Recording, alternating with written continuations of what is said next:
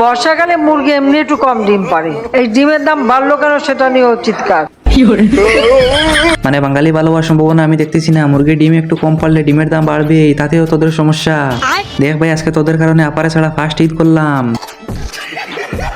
আজকে আপা যদি থাকতো তাহলে ঈদের আগে রেশনের দাম বাড়লে কি করতে হয় এগুলা বইলাই তো। তারপর দেখ আজকে গরম পড়ছে, গরমের সময় লেবুর শরবত না খেয়ে ভিমবারের শরবত খান, তাহলে 100 লেবুর শক্তি পাবেন। এগুলা বইলাই তো বলছিলাম কি আপা, আমরা শুনলাম আপনার স্বামীর কাছ থেকে ফেরত চাওয়া হয়েছে আপনাকে, আপনি চট করে চলে আসেন। আর আসলে তো বুঝতে পারতেছেন কি হবে। Bye bye, tata, good bye, Gaya. একটা চা বানাও,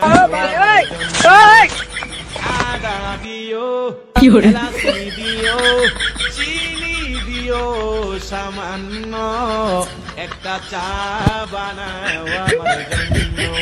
মানে এইসব ভিডিও দেখার পরে মনে হয় নিজের বিজিতে নিজে টিপা মারে চমকে উঠি। কারণ ডক্টর মোহাম্মদ ইউনূসের নরেন্দ্র মোদীর বৈঠকের এখনো 24 ঘন্টা হয় নাই, তার মধ্যে এরকম ভিডিও বানিয়ে ফেলেছে। যে শালা এই ভিডিওটা বানিয়েছে ওকে নোবেল ছেড়ে মারা উচিত, কারণ আমরা অনেকদিন থেকে অপেক্ষা করতেছি এরকম একটা ভিডিও দেখার জন্য।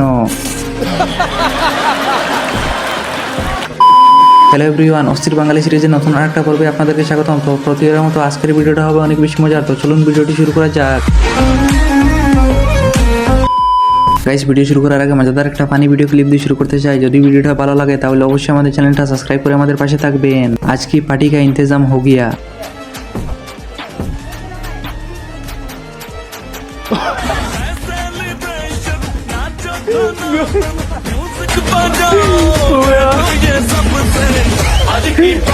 মানে গাইস, ওখানে আর কিছু বলার নাই, তবে একটা কথা বলতেছি, মাগুর মাছের পার্টি আজকে বহুত মস্ত হবে। বাংলাদেশ থাকবে না, থাকবে না বাংলাদেশ। আমি বলছি না আজকে আমি চিৎকার করবো না, আমি আজ রেগে কোনো কথা বলবো না, আমি অভিমান করছি, আমি শোকাহত। মানে গাইস, অনেকদিন পরে এই কথাটা মনে পড়লো যে বাংলাদেশ থাকবে না। এখন একটা নিউজ দেওয়ার বাকি, এই ফটোটা এখানে এডিট করে লিখে দিবে ডক্টর মোহাম্মদ ইউনূস মোদীর কাছে পদত্যাগপত্র জমা দিয়েছেন। কি মাখলে তোমার মতো সাদা হবো আপু, জাস্ট আপনি আমার এই ভাইরাল ফেস ওয়াশ মাখবেন, আমার মতো সাদা হয়ে যাবে। মানে আপু, ভিডিওতে আওয়াজ শোনা যাচ্ছে, মানুষ দেখা যাচ্ছে না। তো বলছিলাম কি আপু, এত সাদা হওয়ার দরকার নাই, খালি নিচেরটা সাদা হইলে চলবে। বর্তমানে কিছু হিজড়া বেটা আছে, হিজড়া যুবক আছে, বউরে দিয়ে টিকটক করে পয়সা কামায়। অবশ্যই তোর মা তোর জন্ম দিয়ে কোথাও ভুল করছে,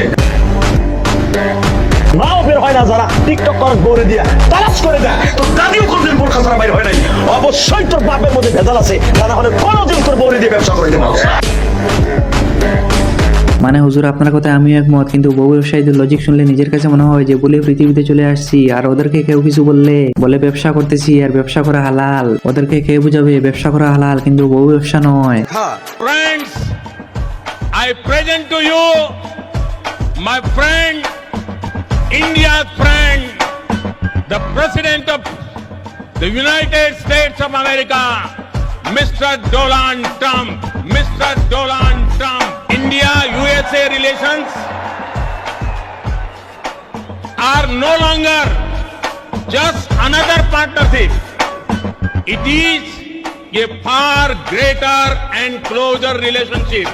মানে দেখছেন, মোদিজির কথা বলতে সময় দাঁত ভাঙতেছে। তো বলছিলাম কি, মোদিজি আমাদের ইউনূস সরকারের কাছ থেকে একটা কোর্স নিতে পারেন, তাতে আর কোনো সমস্যা হবে না।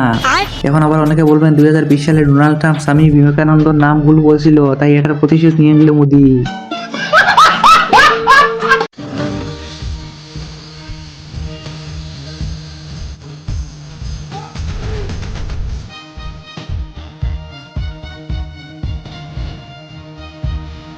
साला ये दुख का खत्म नहीं होता बे। আমার লাভ লস নেই, আমার লাইফটাই লস। মানে গেছে একটা বার চিন্তা করছেন, আজকে বাচ্চারও বাচ্চা হচ্ছে আর আমি শালা জীবনে কি করলাম, পুরা জীবন সিঙ্গেল কাটিয়ে দিলাম। साला ये दुख का खत्म नहीं होता बे।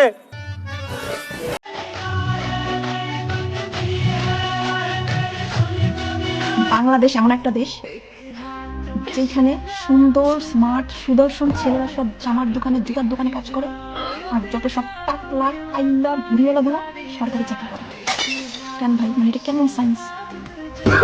মানে আপু, আপনি এখনো এগুলো বুঝেন নাই, কারণ আপনাদের কপাল খারাপ।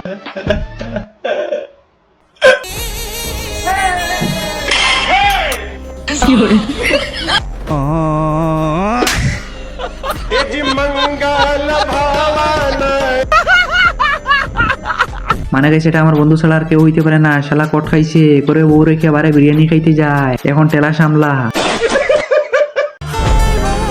আওয়ামী লীগ যদি আবার বাংলাদেশে ফিরে আসে ভয়ঙ্কর রূপে ফিরে আসবে।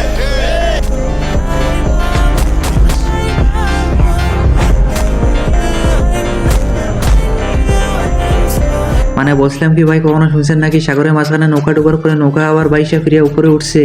আর আমরা তো অনেকদিন থেকে শুনতেছি আওয়ামী লীগ ভয়ঙ্কর রূপে ফিরে আসতেছে, এখনো পর্যন্ত আসতে পারলো না। পারবে না।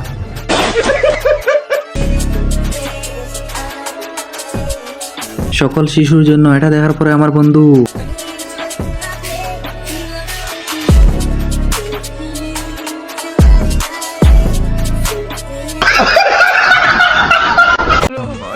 रुको जरा सबर करो। और अभी तो रुको, क्लाइमैक्स अभी बाकी। नहीं सारुण के यहाँ कुछ तो गड़बड़ है, जरूर कोई ना कोई।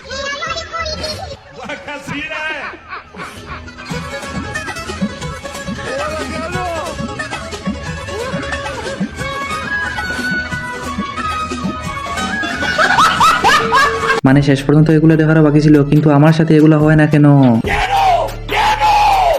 হ্যালো, কালকে তো আমার বিয়ে। কালকে তুমি ঠিক টাইমে এসে আমাকে নিয়ে চলে যাবে। পালাবো কেন? বিয়ে তো আমার সাথে।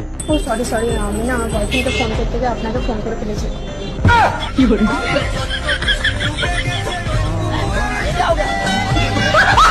এই যে আপনাকে বলতেছি বিয়ে করার আগে সাবধান, গাছ অনেকে ছোট থেকে বড় করে, আর ফল ধরার সময় আপনি নিয়ে চলে আসবেন, এটা কখনো সম্ভব না। আমি বলুম না, আমার শোরুম করে। আচ্ছা মামা একটা কথা শোন, বল। জাহাজ কে আবিষ্কার করছে? ছেলেরা। বিমান কে আবিষ্কার করছে? ছেলেরা। মানে ওয়ার্ল্ডের যত বড় স্থাপনা, মানে গুগল সহ সবকিছু কিন্তু ছেলেরা আবিষ্কার করছে। তাহলে তোর মতো মেয়েরা স্কুল লাইফে 99 মার্ক নিয়ে কুড়ি যায়।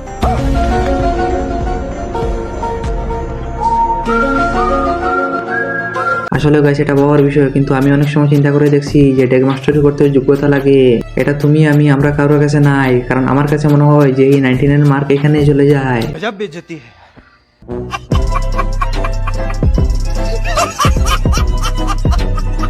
मैं देख रहा हूँ कि आपका टाइम मैनेजमेंट तो है ही है, लेकिन फिर भी आपकी एक्टिविटी इतनी नजर आती है ना, मैं भी कभी कभी फॉलो करता हूँ, कभी थकान नहीं लगती क्या?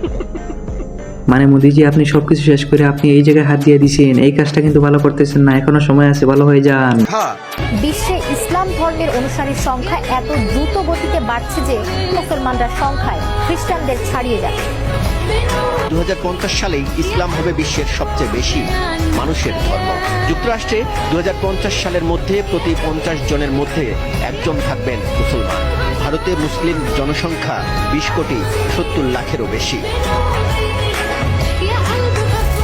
গাইস আজকের ভিডিও এই পর্যন্ত। ভিডিও কেমন লাগলো কমেন্ট করো, ভালো লাগলে লাইক করো, চ্যানেল নতুন হলে অবশ্যই সাবস্ক্রাইব করো। দেখা হচ্ছে নেক্সট কোনো ভিডিওতে।